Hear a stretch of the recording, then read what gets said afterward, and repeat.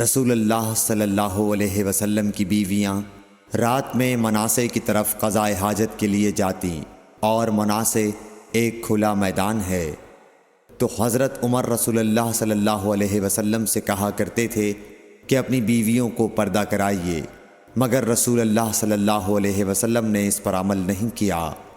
ایک روز رات کو عشاء کے وقت حضرت سودا بنت زمعہ رسول اللہ صلی اللہ علیہ وسلم کی اہلیہ جو دراز قد عورت تھیں باہر گئیں۔ حضرت عمر رضی اللہ عنہ نے انہیں آواز دی اور کہا ہم نے تمہیں پہچان لیا، اور ان کی خواہش یہ تھی کہ پردے کا حکم نازل ہو جائے، چنانچہ اس کے بعد اللہ نے پردے کا حکم نازل فرما دیا۔ صحیح بخاری حدیث نمبر 146۔